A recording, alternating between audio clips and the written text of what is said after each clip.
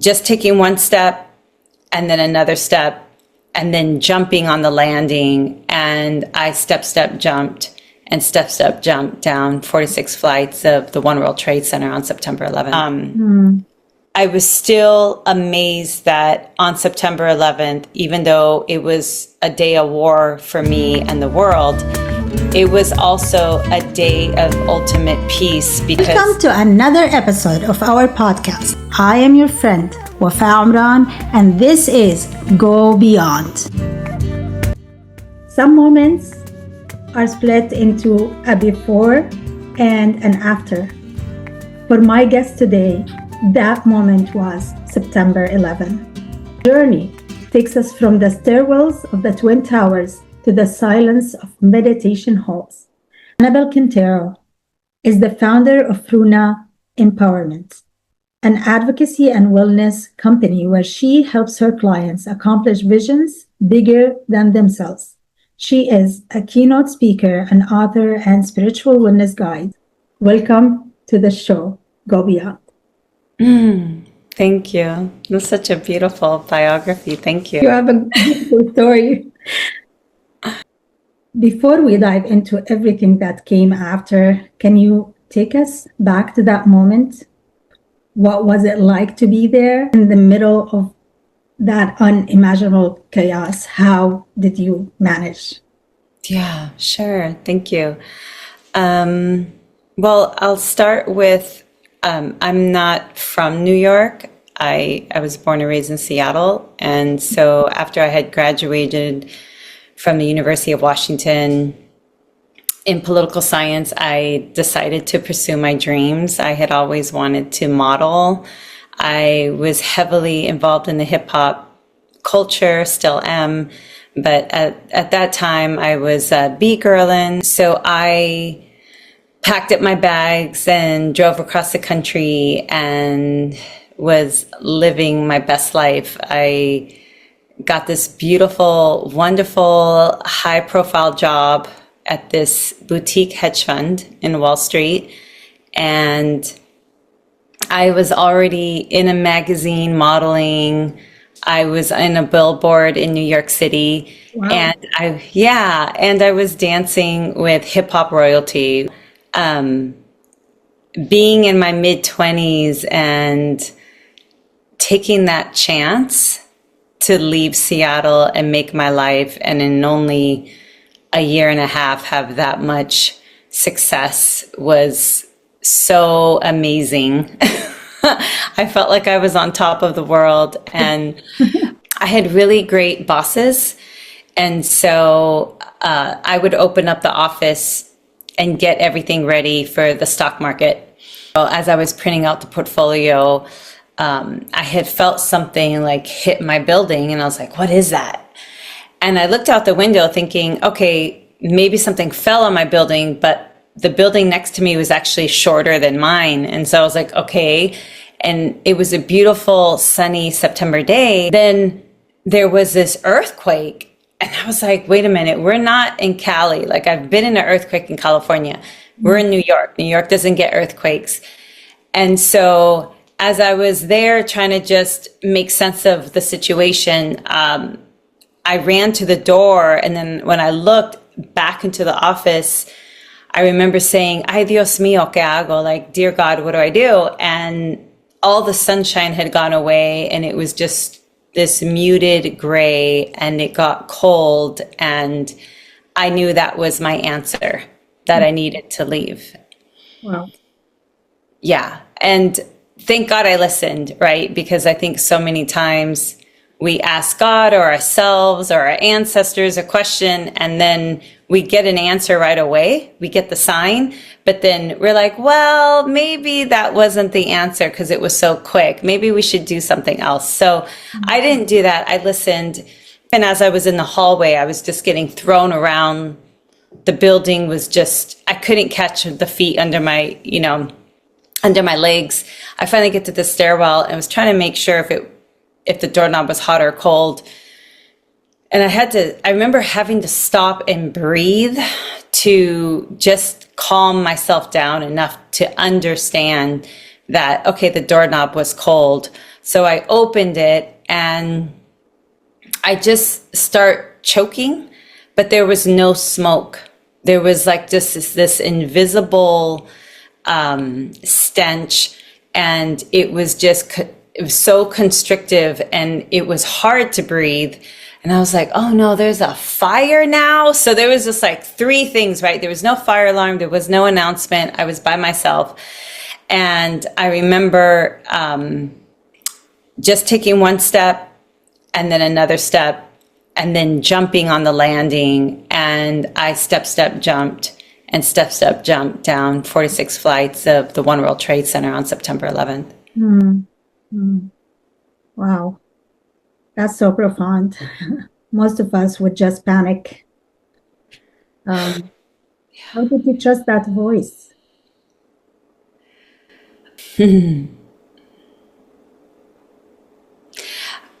that moment where it got gray and cold, I was really filled with fear. I was so afraid. And I remember thinking to myself, I was like, I just want to hide. I just want to go under the desk and hide. And I remember having this conversation that I had to face death in that moment in my mind before I could even take that first step. So I was very clear. I was like, well, I don't know what's going to happen here. I'm by myself. Will anyone even find me? And I was like, well, maybe let me just get to solid ground. Let me just get to solid ground. And so there was also this back and forth conversation that I had. And so that was really, I had to face death in my mind that I might die trying to get out of the Tower One. And that's what gave me the strength to actually leave, because even so on our floor, we had different businesses, and there was an older Asian man who came out of his office at the same time with me. And we were both freaked out, like looking at each other. And then as the building started rumbling again, he ran back inside and that door slammed. And I remember holding the door with all my might because it just swung so strong. And I held it and I was just like, okay, like I have to take these signs, and he's not here, and I just have to go on my own and make the most of trying to get out of the tower. I can't even imagine what that looks like or how you handled it. Thank you so much for sharing that moment. Today is September 11th, so it's been years, and you still talk about it as if it happened now. And you said something. You said that you stopped to breathe. Yeah. What do you want to tell people about this moment, like you stopping to breathe? And if they are going through chaos, not a lot of us will be going through something major like September 11, but everybody has his own moment of suffocation. So thank you for that, for seeing me. Because I was being thrown around in the hallway to even get to the stairwell. When I got to the stairwell, I remember firefighters always saying, don't open that door unless you know the doorknob is cold. I was afraid. I wanted to hurry up and get out of there.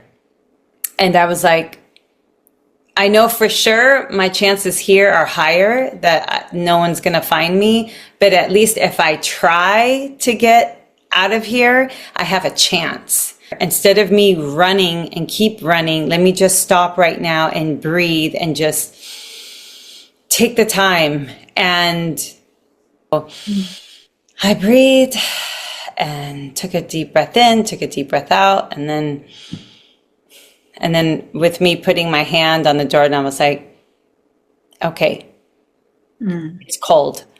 And so many times there's crisis. We want to run, we want to go here, but it's like you have to sometimes like stop and ground yourself for the next thing, and to be clear-minded in these very scary, distressful moments.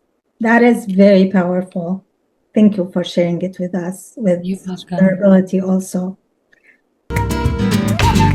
Surviving a moment like that is one thing, but living with it after is another thing, is a whole different journey. September 11, it hit all of us. So imagine if you are the one who was in the building. So how did you begin healing, and what did you discover through this process, and where did it take you about what works and what doesn't work? Yeah. When I got out, I was able to get into a cab. But when I finally got uptown to the Bronx, it was this area, well, Upper Manhattan. The traffic was so bad. Everyone was trying to leave Manhattan, and there's a bridge that connects Manhattan to the Bronx. It's called the Broadway Bridge. It's along the one line. And the taxi driver, thank goodness, dropped me off there. And I was walking home. I was in Inwood, and there was a church right there, Good Shepherd Church. And I'm not Catholic, but I walked in there, and I remember thanking God for the moment and for being able to just touch the wooden pew. And I was like, looking, you're in the cathedral, and it was all made of stone, and all the tears started gushing out, because I was like, wow, I made it. I'm alive. And in that moment, I started feeling my heartbeat in my wrist. And then I started feeling my blood flow. And it was like the layers of creation were being pulled away. And I was like, this is happening all the time. Like, our bodies, we can feel our heartbeat all the time. We can feel our blood flow. I had never experienced that.